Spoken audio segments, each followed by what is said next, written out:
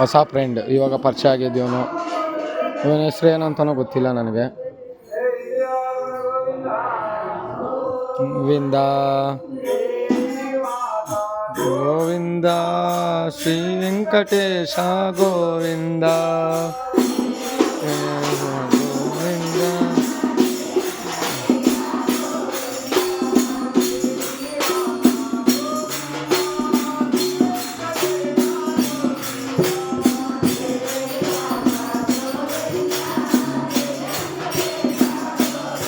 ಇಲ್ಲಿ ನೋಡ ಇಲ್ಲಿ, ಇಲ್ಲಿ ನೋಡ ಇಲ್ಲಿ.